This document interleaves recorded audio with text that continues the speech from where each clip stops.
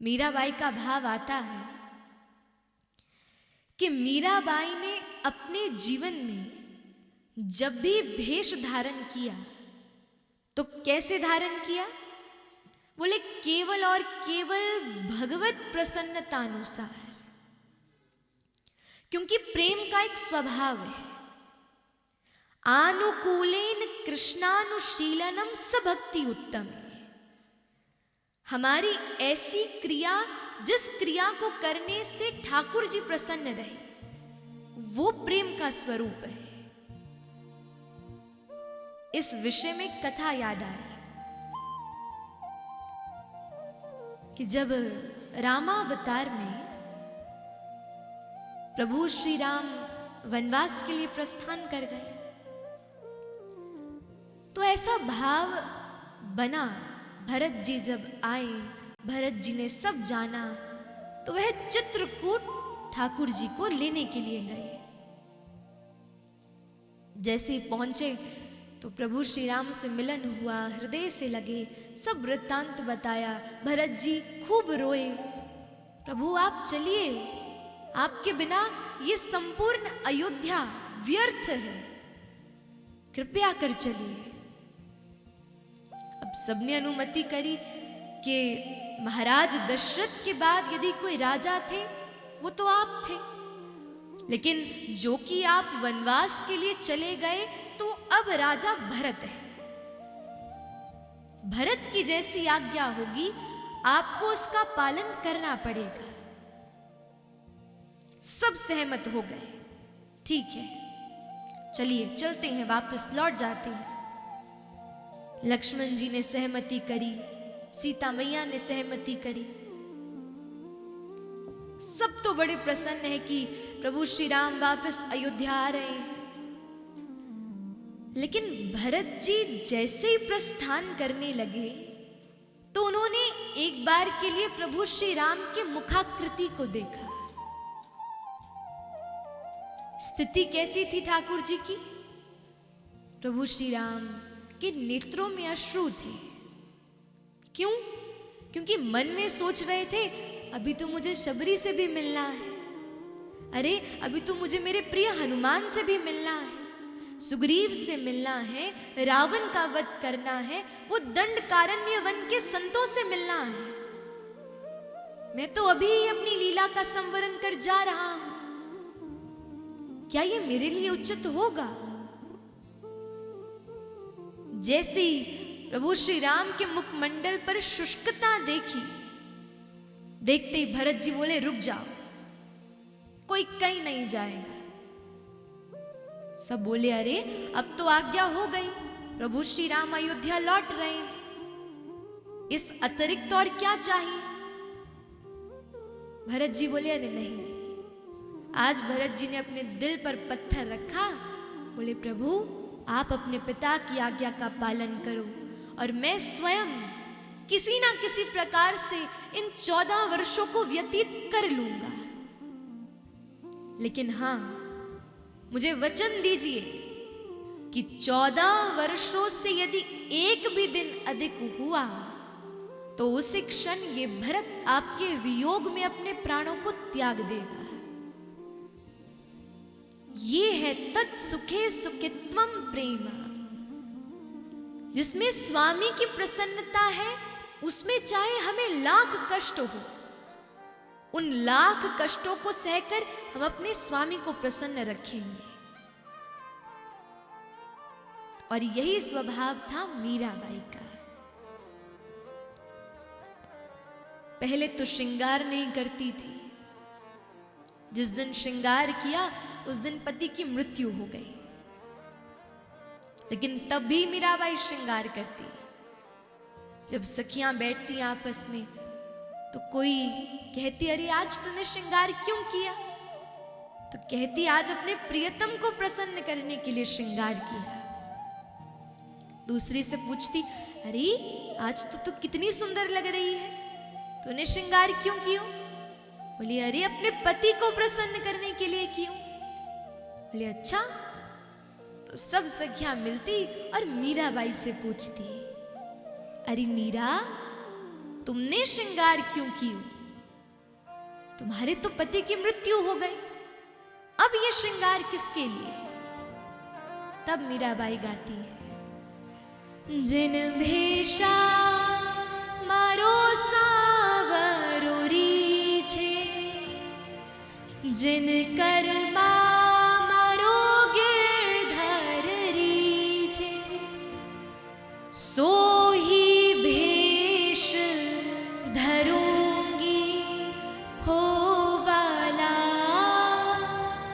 सो ही भेष धरूंगी धरूंगी, मैं वैरागन हूंगी हूंगी, मैं वैरागन हूं।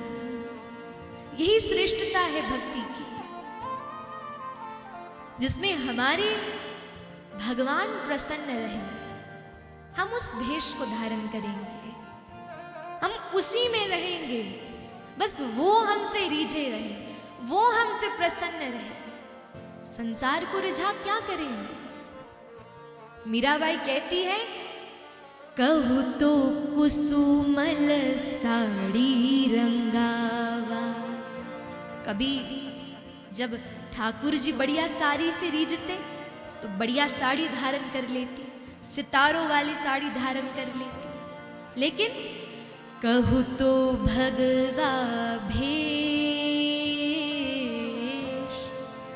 एक बार मीराबाई ने संतों को देखा, सभी ने भगवा भेष धारण कर रखा था।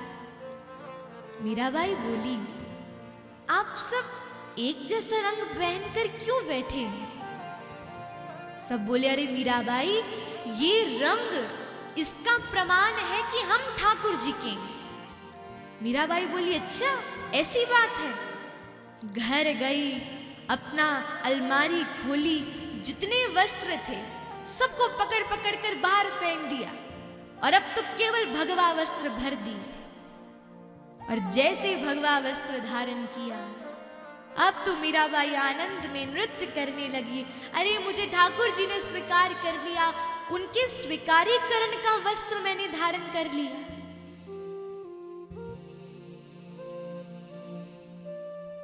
कहू तो मोतियन मांग सजावा, कहू तो भगवा भेष,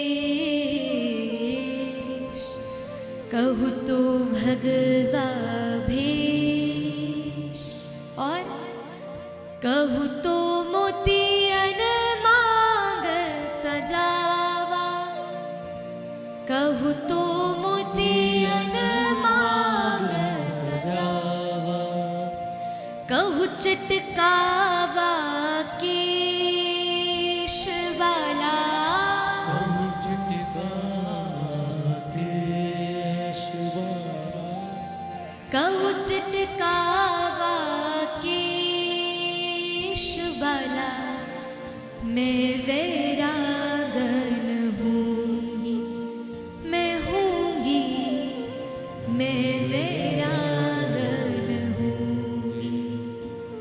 मीराबाई कहती है, प्राण हमारा यहाँ बसत है, वहाँ तो खाली खो,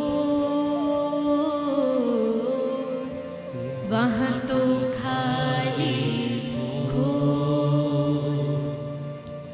मात पिता परिवार सोई है, मात पिता परिवार सोई है, कहीं दिल का तोड़ वाला, कहीं दिल का तोड़ वाला, कहीं दिल का तोड़ वाला, मैं वैरागन हूंगी हूंगी, मैं वैरागन हूंगी। ये स्थिति है भेष की। इसलिए भेष धारण करो तो इसके लिए नहीं कि चार लोग आकर पूछे कहाँ से लिया, कहाँ से सिलवाया, अरे बड़े सुंदर लग रहे हो। नहीं, भेष धारण करो तो कहीं जब ठाकुर जी को देखो तो मानो ऐसा अनुभव हो जाए कि अरे वो हमें देखकर मुस्कुरा रहे हैं, ये उनके लिए धारण किया है हमने। अब 3-4 दिन तो आप लोगों को वृंदावन में हो गए, खूब भ्रमण किया होगा, खूब दर्शन किया होगा, तो आपको काफी वैष्णव ऐसे दिखे होंगे जो पूरे माथे पर, पूरे मुखमंडल पर चंदन पोत लेते हैं। ऐसे वैष्णवों को हाउ बिलाउ साधु कहते हैं। किसी ने उनसे पूछा, अरे तुम ऐसा श्रृंगार क्यों करते हो, कितना अटपटा सा लगता है। वो कहते, अरे बिहारी जी के दर्शन करने के लिए असंख्य दुनिया जाती है, यूं ही बेचारे खड़े रहते हैं। अरे कोई आकर ये तक नहीं पूछता कैसे हो आप, अरे थके तो नहीं। हमें लगता, अरे कब से हमारे बिहारी जी श्रमित हो रहे हैं। हम ऐसा श्रृंगार कर तभी जाते हैं कि मानो सबको तो देखकर बिहारी जी शांत रहते हैं, लेकिन जैसे ही हमें देखते होंगे तो एक पल के लिए मुस्कुरा देते होंगे, प्रसन्न हो जाएंगे। और बस सबसे बड़ा हमारे लिए धन ही यही है। हमें अपनी कोई चिंता नहीं है, हम कैसे लग रहे हैं, लेकिन हमें ये चिंता है कि हमारे बिहारी जी प्रसन्न रहे।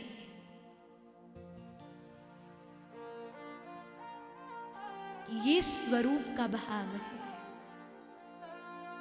इसलिए बंधुओं, आज आप सब ठाकुर जी के प्राकट्य उत्सव में अवगाहन करने लगे हैं और ऐसा भेष धारण करके आए हैं, तो निश्चित ही ठाकुर जी हमसे अति प्रसन्न होंगे। इसलिए आइए अब सीधे कथा के सत्र में प्रविष्ट हों, क्योंकि अब तो कथा खूब है और समय भी कम है। रोज कथा त्रिकाल से प्रारंभ होती है,